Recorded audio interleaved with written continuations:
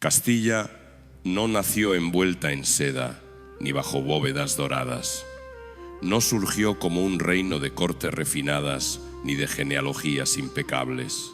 Castilla nació en el polvo, en la frontera, en la tierra áspera, donde cada amanecer podía ser el último. Antes de ser un nombre que resonara en toda Europa, fue apenas una línea defensiva, una sucesión de fortalezas levantadas con urgencia frente a un enemigo siempre presente.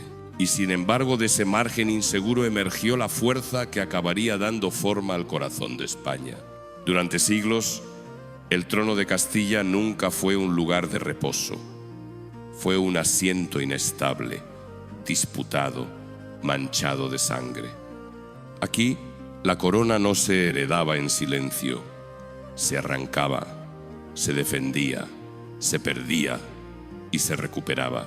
Cada rey gobernaba sabiendo que su legitimidad podía ser cuestionada en cualquier momento, no solo por enemigos externos, sino por su propia sangre. Castilla aprendió pronto que el poder no era un derecho divino incuestionable, sino una conquista perpetua.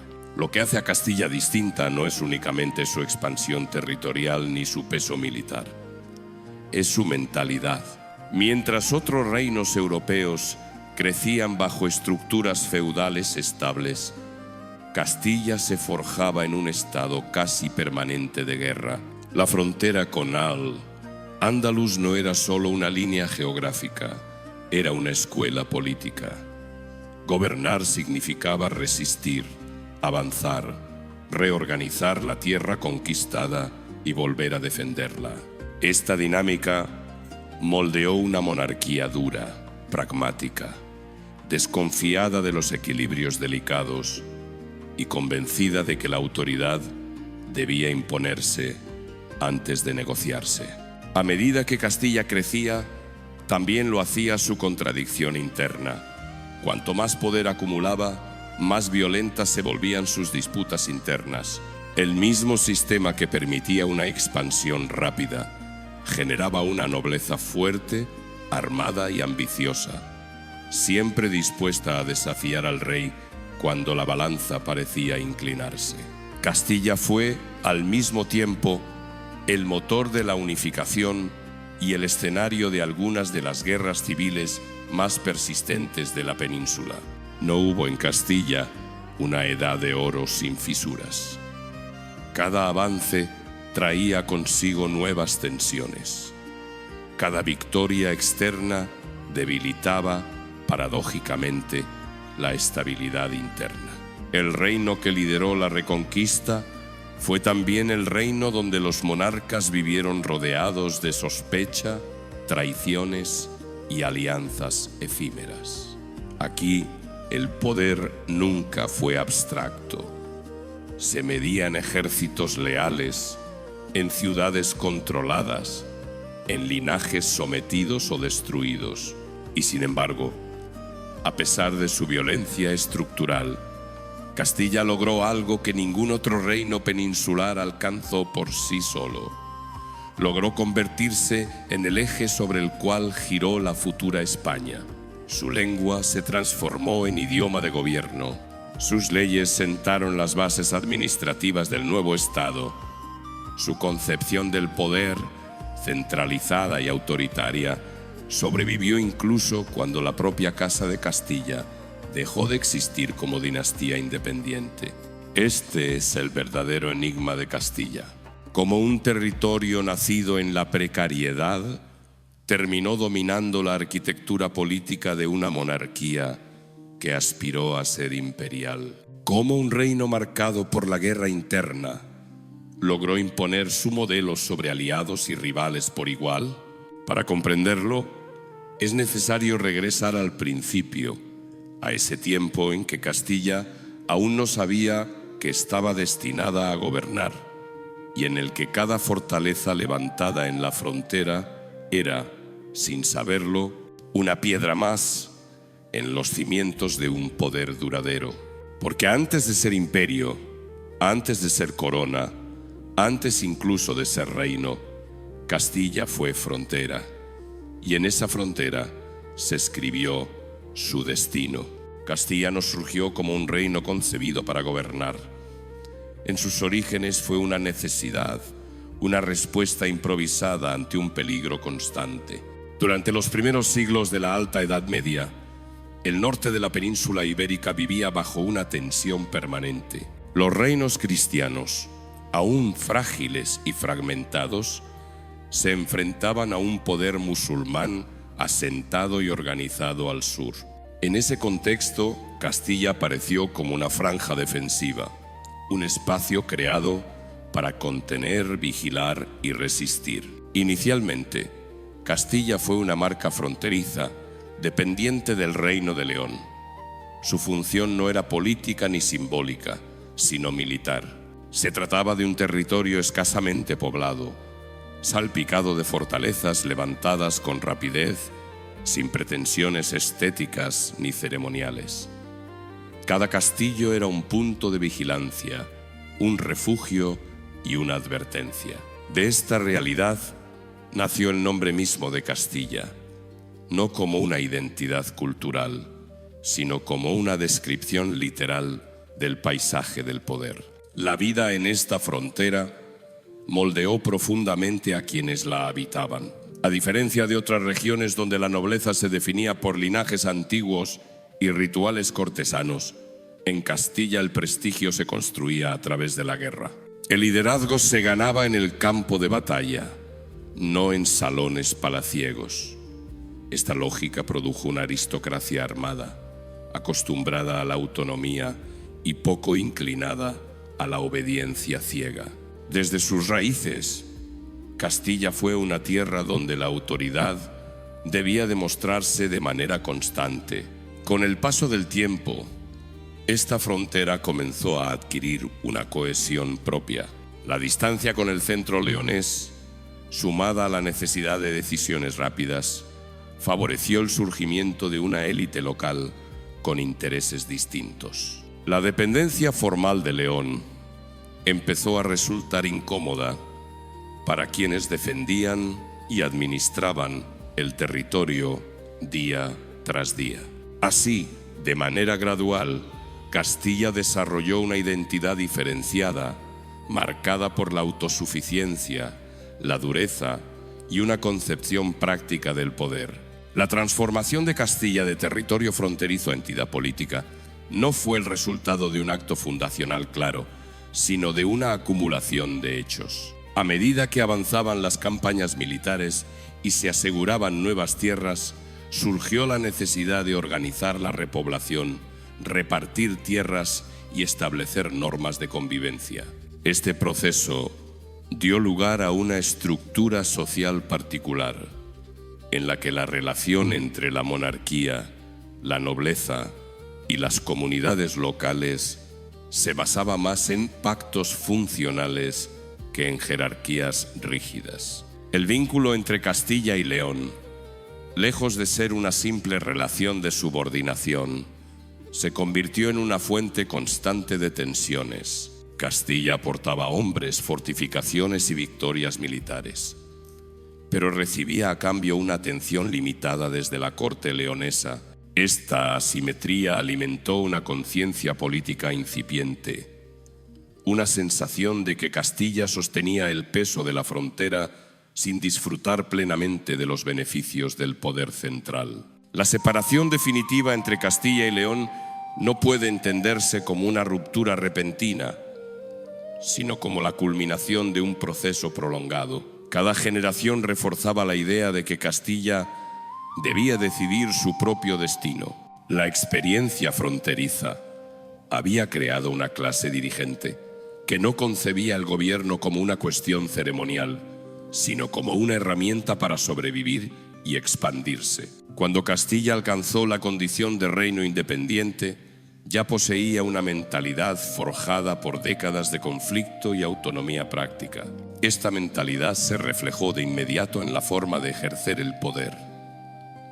Los primeros reyes de Castilla gobernaron sobre un territorio que no toleraba la debilidad. La autoridad debía ser visible, eficaz y en muchos casos implacable. No había espacio para largos periodos de aprendizaje o indulgencia. Cada decisión se medía por su capacidad de garantizar la defensa y el control del territorio. De este modo, la monarquía castellana nació sin ilusiones. El trono era una responsabilidad peligrosa, no un privilegio cómodo. Al mismo tiempo, la estructura social heredada de la frontera dificultaba la consolidación de un poder absoluto. La nobleza castellana, acostumbrada a la iniciativa y a la guerra, aceptaba al rey como líder, mientras éste demostrara fortaleza. Cuando la autoridad se debilitaba, surgían resistencias abiertas. Este rasgo, presente desde los orígenes, explicaría más tarde la recurrencia de conflictos internos y disputas sucesorias. Castilla no heredó una tradición de gobierno estable, la creó sobre la marcha. Su sistema jurídico, sus formas de administración y su relación con las ciudades se desarrollaron de manera pragmática, respondiendo a problemas concretos más que a modelos teóricos. Esta flexibilidad permitió una rápida adaptación a la expansión territorial, pero también dejó grietas estructurales que se manifestarían con violencia en etapas posteriores. Así, antes de convertirse en la potencia dominante de la península, Castilla ya mostraba las tensiones que marcarían toda su historia. Nacida en la frontera, educada en la guerra y organizada en torno a la necesidad, desarrolló una cultura política donde el poder se concebía como algo que debía conquistarse y defenderse sin descanso. En este origen áspero se encuentra la clave de su posterior grandeza, pero también de sus tragedias recurrentes. Cuando Castilla dejó de ser únicamente frontera y comenzó a mirarse a sí misma como centro, llevaba consigo todas las contradicciones de su nacimiento. La expansión que vendría después no haría sino amplificar los rasgos formados en estos primeros siglos. Comprender este origen es esencial para entender por qué, al alcanzar el poder supremo, Castilla no encontró la paz, sino nuevos y más complejos desafíos. El ascenso de Castilla no fue un relámpago aislado en la historia de la península, ni una racha de fortuna que pudiera atribuirse a un solo monarca o a una sola victoria. Fue un proceso largo, acumulativo, casi inevitable, en el que cada generación heredó no una estabilidad, sino una inercia, la obligación de avanzar o perecer. Castilla venía de la frontera, y la frontera enseña una lección sencilla y brutal. Lo que no se sostiene con poder real acaba devorado por el poder del vecino. Cuando el reino comenzó a mirar más allá de su condición defensiva, ya llevaba dentro una maquinaria social diseñada para convertir la guerra en expansión y la expansión en organización. La consolidación de Castilla como fuerza dominante en Iberia se entiende mejor si se observa no solo el mapa de sus conquistas, sino el modo en que esas conquistas transformaron el tejido del reino. En otros lugares de Europa, la grandeza se medía por la continuidad de la corte, por la estabilidad de los pactos entre señores, por la densidad de un ceremonial que convertía el poder en espectáculo. En Castilla, por el contrario, la grandeza fue una consecuencia del movimiento. El reino no creció porque fuera estable. Se hizo grande porque supo convertir la inestabilidad en una energía política. Cada avance hacia el sur fue, al mismo tiempo, una campaña militar y una operación de ingeniería social. Tomar territorio, asegurar fronteras, repoblar, repartir tierras, fijar derechos y volver a avanzar. Ese mecanismo exigía recursos y Castilla aprendió a producirlos de forma sostenida. Las llanuras centrales ofrecían una base agrícola capaz de alimentar ejércitos y ciudades en crecimiento. Pero, más decisivo aún, fue el desarrollo de una economía vinculada a la ganadería ovina y al comercio de la lana, un circuito que conectaba campos, rutas y mercados, y que permitió al reino disponer de ingresos y de influencia más allá de sus fronteras inmediatas. La riqueza no apareció como lujo, sino como combustible. Castilla necesitaba sostener campañas prolongadas y para hacerlo debía imponer un orden económico que sirviera a la guerra y a la administración. Donde antes había precariedad de frontera, comenzó a aparecer una estructura capaz de recaudar, de movilizar y de mantener. En este punto se produce un cambio silencioso pero crucial. Castilla deja de ser solamente un reino que conquista y pasa a ser un reino que gobierna. Gobernar, en su sentido más profundo, no significa únicamente mandar, sino crear mecanismos que funcionen incluso cuando el soberano no está presente. Castilla fue construyendo de manera gradual una idea de autoridad central que no dependía exclusivamente del carisma personal del monarca. Para lograrlo, utilizó dos pilares que a veces cooperaban y a veces chocaban: la nobleza militar y las ciudades. La nobleza aportaba capacidad de guerra, redes de lealtad y control territorial. Las ciudades aportaban administración, recursos fiscales y una forma de vida política que podía servir de apoyo frente a los grandes linajes cuando estos se volvían demasiado fuertes. Las ciudades castellanas, en esta etapa, no pueden entenderse como simples espacios de comercio o de vida urbana. Fueron instrumentos de control. En ellas se concentraba la recaudación, la justicia, la organización de milicias, el comercio que conectaba la riqueza rural con circuitos más amplios. El crecimiento urbano no fue una casualidad. Respondió a la necesidad de administrar un territorio cada vez más grande. La monarquía, consciente de que un reino extendido, sin centros de gestión, se deshace como arena, favoreció la consolidación de nodos urbanos capaces de sostener el peso del Estado. Y en ese mismo movimiento, Castilla empezó a parecerse a algo más que un agregado de tierras. Comenzó a parecerse a un cuerpo político con columna vertebral.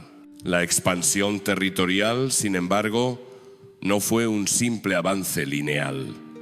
Fue un proceso que implicó negociación constante con realidades diversas. Cada territorio incorporado traía poblaciones, costumbres, estructuras locales y la necesidad de integrarlas en un marco de autoridad. Castilla desarrolló una práctica de gobierno en la que el derecho y la administración no eran adornos, sino herramientas. La elaboración de normas comunes, el establecimiento de jurisdicciones, la delimitación de obligaciones fiscales y militares se convirtieron en parte de la propia lógica de la conquista. En otras palabras, Castilla conquistaba con la espada, pero consolidaba con el papel. Esta combinación, que puede parecer contradictoria, fue uno de los secretos de su predominio. La violencia abría puertas, la administración las mantenía abiertas. En el plano simbólico, Castilla fue construyendo una identidad de primacía. No se trataba solo de tener más territorio, sino de ejercer un liderazgo que otros reinos peninsulares no podían igualar por sí solos. Castilla comenzó a concentrar población, recursos y capacidad de movilización en una escala que convertía su voluntad en factor determinante del destino ibérico. Este liderazgo se expresó también en su proyección cultural y lingüística. La lengua castellana empleada en ámbitos de gobierno y de vida pública, fue ganando terreno como vehículo de administración y de cohesión. No era únicamente idioma, era una herramienta de Estado. Allí donde Castilla se asentaba, su manera de nombrar y ordenar el mundo comenzaba a imponerse.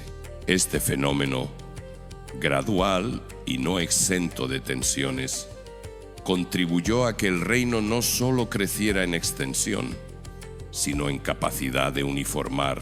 Pero toda edad dorada, si se la mira de cerca, es un equilibrio tenso. Castilla acumulaba poder, y el poder atrae ambición. Los grandes linajes, fortalecidos por la guerra y enriquecidos por el reparto de tierras, se volvieron actores con agendas propias. La monarquía necesitaba de ellos para expandirse, pero también debía evitar que se convirtieran en un poder alternativo. Esta tensión no se resuelve con facilidad, y Castilla no fue una excepción. La historia del ascenso castellano está atravesada por el esfuerzo continuo de la corona por convertir a los socios militares en súbditos efectivos, sin destruir la capacidad de guerra que los hacía útiles. Aquí se perfila una de las paradojas fundamentales del reino. Su grandeza exterior dependía de fuerzas internas que en determinados momentos podían volverse contra el propio trono. La relación con la Iglesia añadió otra capa de complejidad. En la península, la guerra de expansión se entrelazaba con legitimidades religiosas. Castilla no solo luchaba por territorio, luchaba por un orden que reclamaba una justificación moral. La corona supo utilizar esta dimensión para reforzar su autoridad y para presentar sus campañas como parte de una misión histórica. Esto no significa que la política se redujera a religión. Significa que la religión se convirtió en un lenguaje útil para la política. En la Edad Dorada, Castilla aprendió a hablar el idioma de la legitimidad y a convertirlo en herramienta de cohesión. A medida que el reino se engrandecía, también se transformaba su concepto de centralidad. Castilla dejó de verse como una periferia defensiva y comenzó a imaginarse como centro rector. Esa autopercepción importa porque condiciona decisiones. Un reino que se cree centro, actúa como centro, exige obediencia como centro y reorganiza a los demás como periferias. En este momento, Castilla no solo dominaba por fuerza, sino por la convicción de que su destino era dirigir. Esa convicción, por supuesto, no era compartida de manera pacífica por todos. Pero en política, la diferencia entre una ambición y una realidad suele depender de la capacidad de sostenerla. Castilla podía sostenerla, y por eso su ambición comenzó a parecer realidad.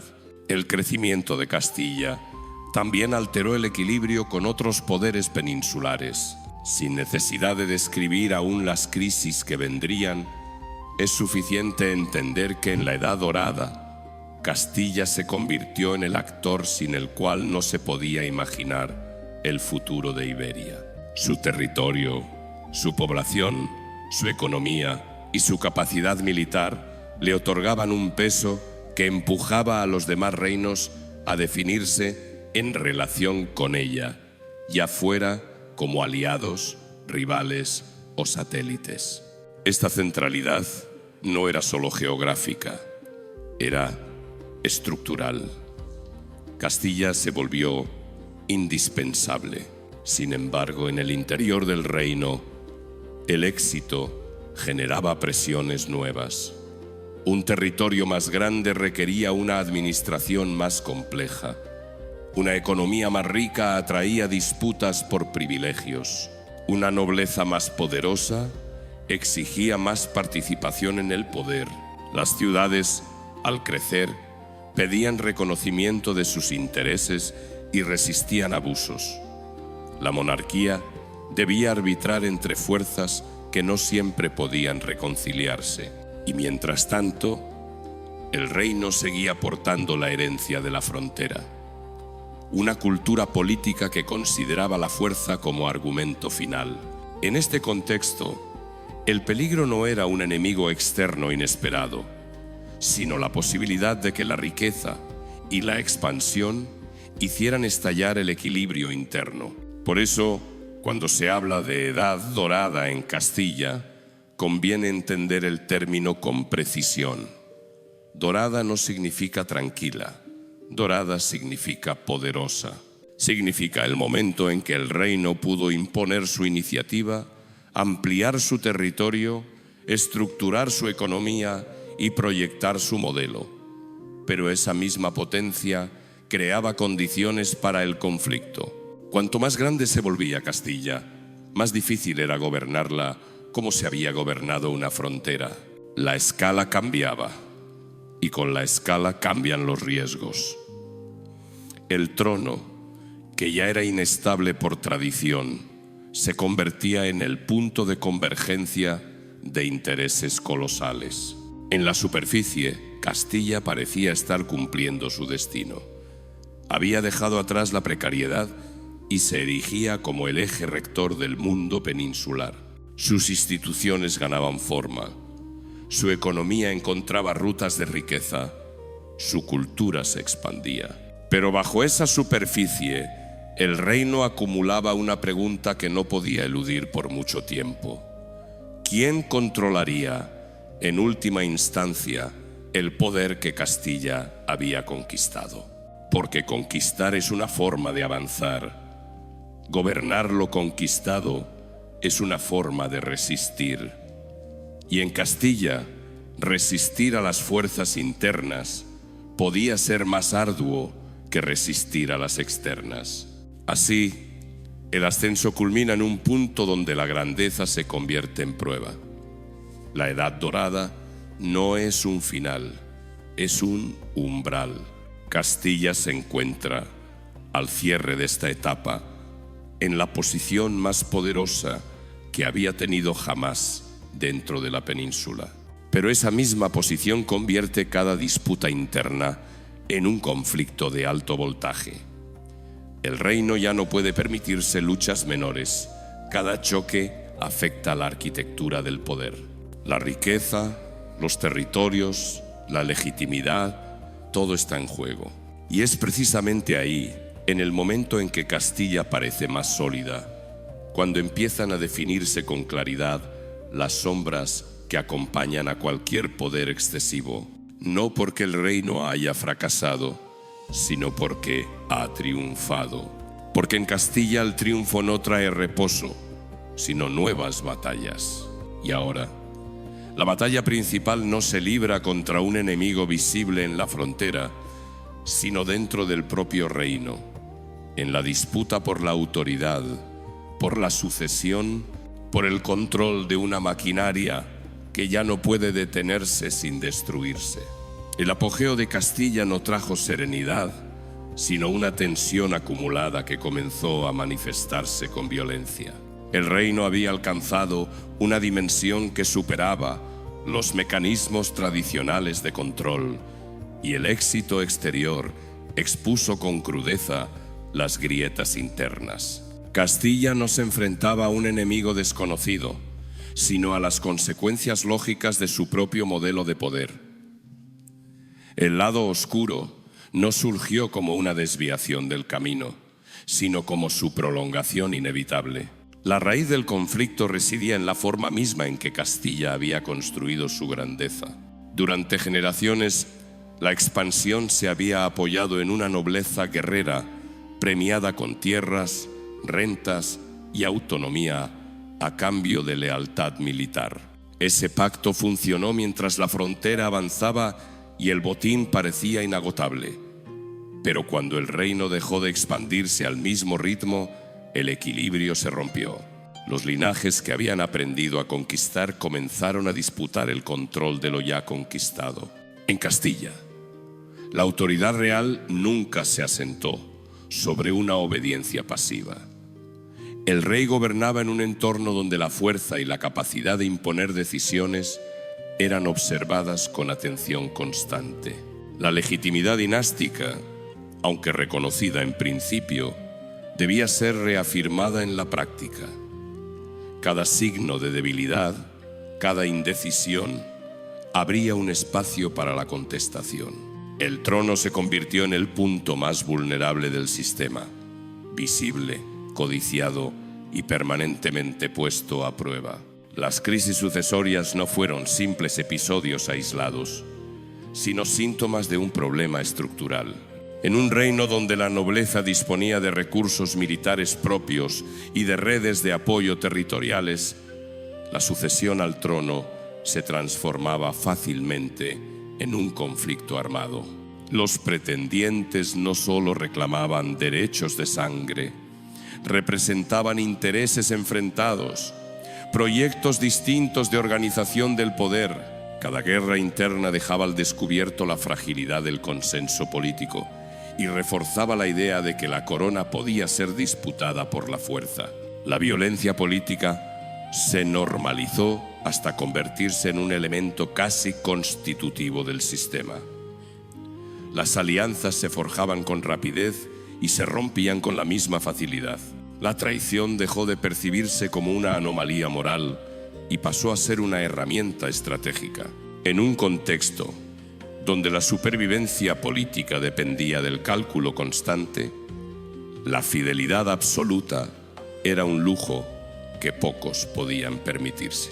Esta lógica erosionó de manera profunda la confianza entre los actores del reino y convirtió la política castellana en un terreno dominado por la sospecha. El papel de la nobleza fue particularmente ambivalente. Por un lado, constituía la columna vertebral del poder militar. Por otro, representaba una amenaza permanente para la autoridad central. Los grandes linajes actuaban como poderes casi autónomos, capaces de desafiar al rey cuando consideraban que sus intereses estaban en riesgo. La monarquía, consciente de su dependencia, osciló entre la concesión y la represión. Ninguna de las dos estrategias ofrecía una solución definitiva. Las concesiones debilitaban el poder real. La represión generaba resistencias que podían desembocar en nuevos conflictos. Las ciudades, lejos de ofrecer un refugio estable a la autoridad, se vieron arrastradas por esta dinámica. Algunas defendieron el fortalecimiento del poder central como garantía de orden y estabilidad. Otras aprovecharon las crisis para ampliar sus privilegios o alinearse con facciones nobiliarias. El resultado fue una fragmentación de lealtades que hacía cada conflicto más complejo y más difícil de resolver. Castilla no solo luchaba por el control del trono, sino por el control de sus propios mecanismos de gobierno. El desgaste provocado por estas luchas internas tuvo consecuencias profundas.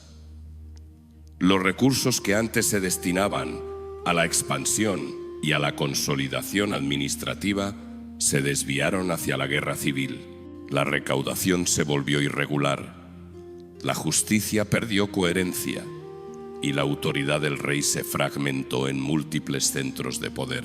Aunque Castilla seguía siendo el reino más fuerte de la península, su fortaleza se volvía cada vez más costosa de sostener. La Iglesia, pese a su influencia moral y simbólica, no logró actuar como un elemento estabilizador definitivo. Si bien proporcionaba legitimación y un discurso de unidad, no podía resolver las tensiones materiales que alimentaban el conflicto. La religión ofrecía un marco interpretativo, pero no sustituía una estructura política capaz de integrar intereses divergentes. En Castilla la fe acompañaba al poder, pero no lo disciplinaba. El problema fundamental era que el reino intentaba gobernarse con herramientas diseñadas para la conquista. La lógica de la frontera, basada en la iniciativa individual, la violencia y la autonomía armada, había sido eficaz para expandirse, pero resultaba inadecuada para administrar un territorio extenso y diverso. Castilla exigía obediencia centralizada, pero había educado a sus élites en la resistencia y la competencia. Esta contradicción no podía resolverse sin una transformación profunda del sistema. A pesar de la gravedad de las crisis, Castilla no colapsó.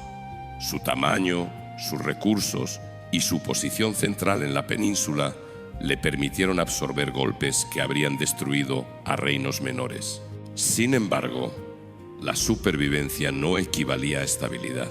Cada conflicto dejaba una huella, acumulando tensiones que reducían el margen de maniobra del poder real.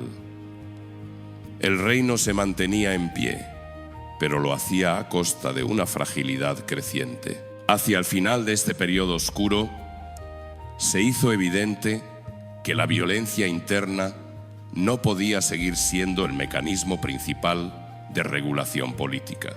Castilla necesitaba una nueva forma de articular el poder, una estructura capaz de integrar la fuerza nobiliaria sin permitir que ésta destruyera la autoridad central. La experiencia había demostrado que ni la represión ni la concesión ilimitada ofrecían una salida sostenible. El lado oscuro de Castilla, por tanto, no fue una simple sucesión de traiciones y guerras, sino la manifestación de un sistema llevado al límite. El reino había alcanzado la cima de su poder utilizando instrumentos que, una vez agotada la expansión, se volvieron contra él. La crisis no señalaba aún el final, pero sí la necesidad de un cambio profundo. Castilla no estaba destinada a desaparecer, pero tampoco podía seguir siendo lo que había sido. En este punto, el conflicto interno se transforma en una pregunta histórica ineludible: ¿cómo preservar la primacía sin destruir la cohesión? La respuesta no vendría de una victoria militar decisiva, sino de una reconfiguración del poder que alteraría la naturaleza misma del reino. Esa transformación marcaría el tránsito hacia una nueva etapa, en la que Castilla dejaría de existir como dinastía independiente, pero conservaría, bajo otras formas, el control de la estructura política que había creado. La caída de Castilla, cuando se mira con precisión histórica, no se parece a un edificio que se derrumba de golpe. Se parece más a una corona que cambia de forma para no romperse. El reino había aprendido a expandirse, había aprendido a mandar, y también había aprendido a un costo altísimo, que su propio modelo de poder generaba crisis recurrentes. Después de los conflictos internos, la pregunta esencial ya no era quién era más fuerte en una guerra civil, ni qué linaje podía imponer su voluntad en el corto plazo. La pregunta era más peligrosa y más profunda: ¿cómo mantener la primacía sin incendiar el corazón del reino? Castilla seguía siendo grande, rica en recursos, decisiva en la balanza peninsular, pero su grandeza convivía con un desgaste visible. Las luchas internas habían demostrado que la fuerza podía ganar batallas y aún así perder la estabilidad. No era una cuestión de valentía ni de capacidad militar, sino de arquitectura política. Un territorio extenso, poblado y cada vez más complejo, requería un sistema capaz de administrar sin interrupciones, recaudar sin colapsar, impartir justicia sin quedar secuestrado por facciones y, sobre todo, garantizar una continuidad que no dependiera de un equilibrio frágil entre nobles armados. La transformación comienza cuando el poder deja de confiar en un solo instrumento. Durante la etapa anterior, la monarquía había oscilado entre la concesión y el castigo, entre el pacto y la represión. Esas herramientas seguían existiendo, pero ya no bastaban por sí solas. El reino necesitaba una solución que no consistiera en ganar el conflicto de hoy, sino en reducir la posibilidad del conflicto de mañana. En otras palabras, Castilla necesitaba moverse desde un gobierno basado en la reacción hacia un gobierno basado en la estructura. Esa reorientación implicó asumir una verdad incómoda. La crisis castellana no podía resolverse solo dentro de Castilla, no porque el reino fuera débil, sino porque era demasiado central. Su peso atraía ambiciones, su riqueza alimentaba disputas, su trono parecía el premio mayor de la península. Mientras Castilla permaneciera encerrada en su propio marco dinástico, cada disputa por el control del centro podía convertirse en una guerra total. Era necesario, por tanto, modificar el escenario político, cambiar el tamaño del tablero, crear un marco en el que la centralidad castellana no desapareciera, pero quedara integrada en una configuración más amplia, con nuevas reglas y nuevos incentivos. En este punto, la unión dinástica con Aragón adquiere su sentido histórico. No debe entenderse como un simple episodio romántico o ceremonial, sino como una operación política que reconfigura la manera de sostener el poder. Castilla aportaba una densidad territorial y humana que funcionaba como base de un proyecto de mayor escala. Aportaba también una tradición de administración en expansión, una capacidad fiscal que con todas sus tensiones podía movilizar recursos en una magnitud que otros reinos peninsulares no igualaban con facilidad. Aragón, por su parte, aportaba una experiencia distinta del gobierno, acostumbrada a articular territorios diversos y a equilibrar intereses sin convertir cada tensión en una guerra civil abierta. La unión no eliminó los problemas, pero ofreció una salida a la repetición, cambiar la lógica del conflicto y desplazar el centro de gravedad. La caída de Castilla, entonces, no fue la pérdida de su importancia, sino el fin de su independencia dinástica como destino cerrado. Castilla deja de existir como reino aislado en un sentido estrictamente político y pasa a funcionar como núcleo operativo dentro de una monarquía compuesta. Esa transición implica un sacrificio de forma, no de sustancia. El nombre y el marco se transforman, pero la influencia real no se evapora.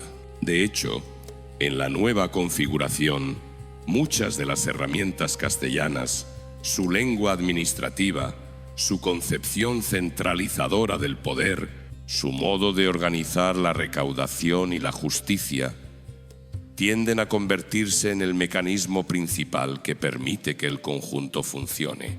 Sin embargo, esta transformación no debe imaginarse como una integración limpia y sin fricción.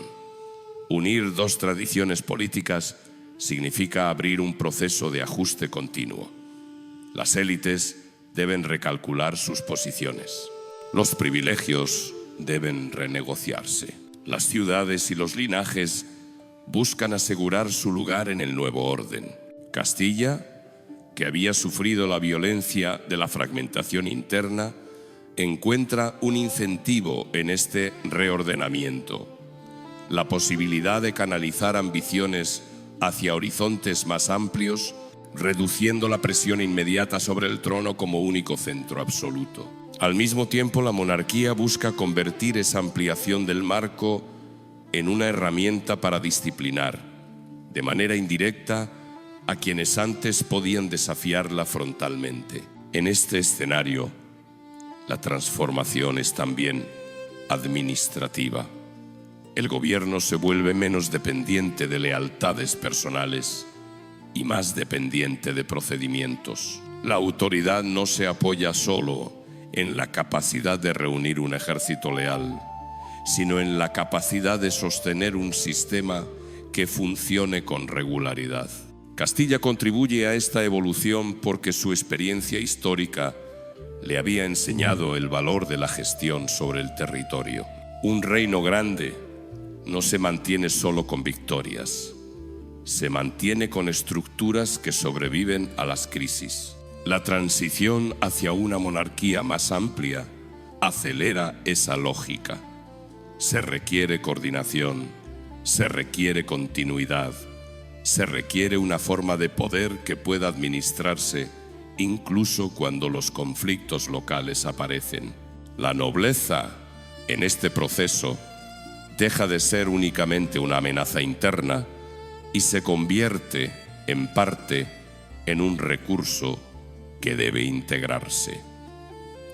Las élites castellanas no desaparecen, ni son anuladas sin más. Se les ofrece un marco donde su ambición puede traducirse en servicio, en cargos, en participación en un proyecto que supera las disputas locales. Esto no elimina la tensión, pero cambia su naturaleza. La política deja de girar exclusivamente alrededor de la sucesión interna y se orienta hacia la consolidación de un orden más amplio. La rivalidad no se extingue, se canaliza.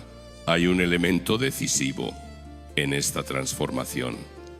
Castilla acepta que su supremacía será más duradera si se expresa como estructura y no como aislamiento.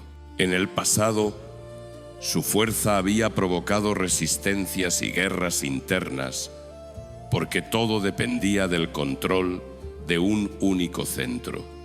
En la nueva configuración, Castilla puede seguir siendo el motor principal, pero ya no necesita cargar sola con el peso de su propia centralidad. La monarquía compuesta actúa como una forma de amortiguación. La autoridad se desplaza desde el choque directo hacia la articulación. Se busca que el poder no sea solo dominación, sino organización. Por eso, hablar de caída en este caso es un error si se entiende como decadencia simple. La caída es, más bien, un descenso controlado para evitar el desastre. Castilla pierde el contorno de un reino independiente, pero gana el papel de base. Pierde una parte de su forma dinástica, pero conserva y amplifica su función dentro del conjunto. Este tipo de transformación es más sutil y a la vez más profunda que una derrota militar. Porque la historia no solo cambia por catástrofes, cambia por adaptaciones estratégicas. Castilla, agotada por sus propias guerras internas, adapta su modo de existir. El final de esta etapa no debe narrarse como un momento de conclusión total, sino como un umbral. Castilla llega aquí con cicatrices y con experiencia. Comprende que el poder que se defiende únicamente con violencia termina por destruir lo que intenta proteger. Comprende que la continuidad requiere reglas, instituciones, una administración que sobreviva a las pasiones. Y comprende finalmente que el verdadero triunfo no es conservar un nombre intacto, sino conservar la capacidad de moldear la realidad política.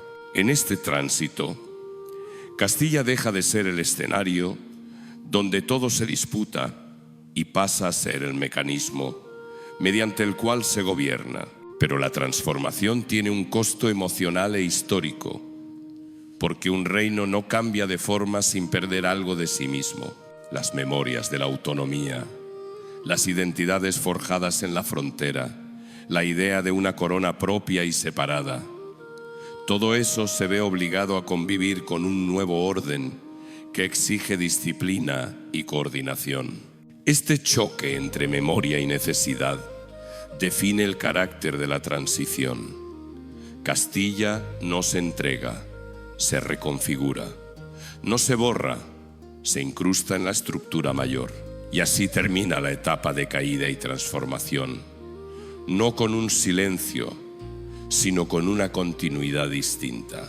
Castilla ya no puede ser entendida únicamente como una casa dinástica aislada, porque su destino ha pasado a mezclarse con una construcción política más amplia.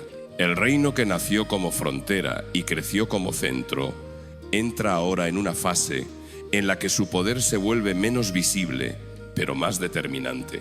Lo que antes era una corona disputada, se convierte en un sistema que empieza a consolidarse, y en esa consolidación se prepara el terreno para una última pregunta más serena y más definitiva. ¿Qué queda de Castilla cuando su nombre deja de ser un límite político, pero su presencia sigue moldeando la forma del Estado? Cuando Castilla dejó de existir como casa dinástica independiente, no desapareció de la historia, cambió de Estado. Lo que se desvaneció fue la forma visible de un reino aislado. Lo que permaneció fue una estructura capaz de sobrevivir a su propio nombre. El legado de Castilla no se mide por la continuidad de una corona, sino por la persistencia de un modo de gobernar que se volvió dominante incluso cuando la dinastía dejó de serlo. A lo largo de su trayectoria, Castilla había aprendido a transformar la necesidad en sistema.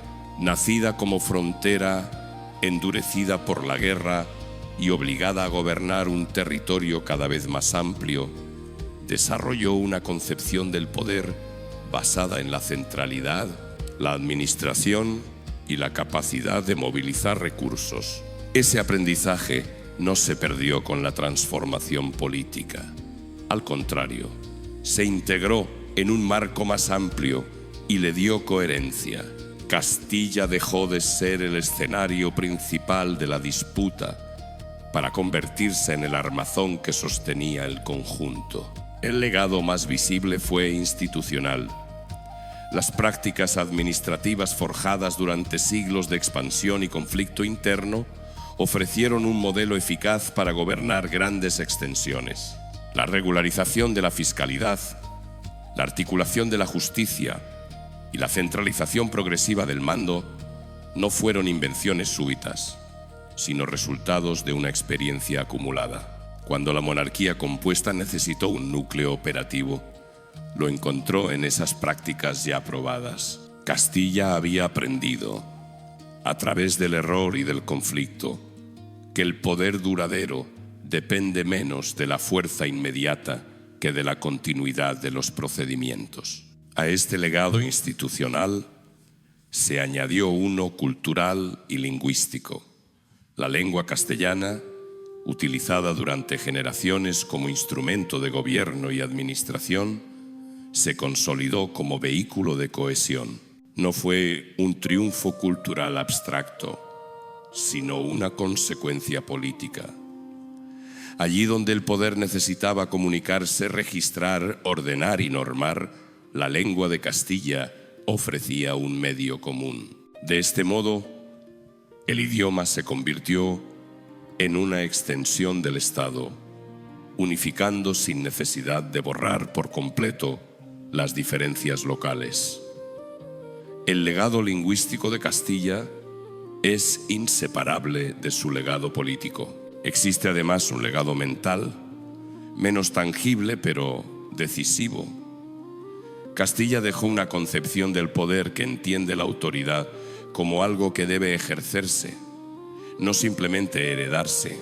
La experiencia de siglos de disputas internas había enseñado que la legitimidad no se sostiene solo en la sangre, sino en la capacidad de gobernar. Esta idea, forjada en la inestabilidad, se proyectó más allá de la propia dinastía. Incluso cuando la estructura política cambió, persistió la expectativa de un poder central capaz de imponer orden y continuidad. Castilla transmitió la noción de que gobernar es organizar el conflicto, no eliminarlo. Sin embargo, el legado de Castilla no es únicamente una historia de eficacia. Está marcado por ambigüedades. El mismo impulso centralizador que permitió construir un Estado sólido generó resistencias y tensiones que nunca desaparecieron por completo. La herencia castellana incluye tanto la capacidad de integrar territorios diversos como la tendencia a imponer soluciones desde el centro. Esta dualidad forma parte de su huella histórica. Castilla no legó una armonía perfecta, sino una forma de equilibrio siempre en tensión. Mirada desde la distancia, La trayectoria de Castilla revela una paradoja profunda. El reino que más luchó por controlar su propio poder fue el que terminó definiendo la arquitectura de un poder más amplio. La violencia interna, lejos de destruirlo, lo obligó a evolucionar. Cada crisis añadió una capa de experiencia. Cada conflicto mostró los límites de una forma de gobernar y empujó hacia otra. El legado no es la suma de victorias, sino la acumulación de aprendizajes obtenidos a un alto costo. Por eso, la desaparición formal de la Casa de Castilla no puede interpretarse como un final. Fue un punto de inflexión. Castilla dejó de ser un nombre exclusivo y pasó a ser una lógica integrada.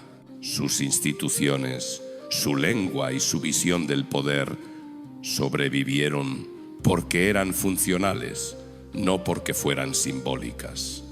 En la historia, lo que perdura no siempre es lo que brilla, sino lo que organiza. Al reflexionar sobre Castilla, emerge una lección que trasciende su tiempo.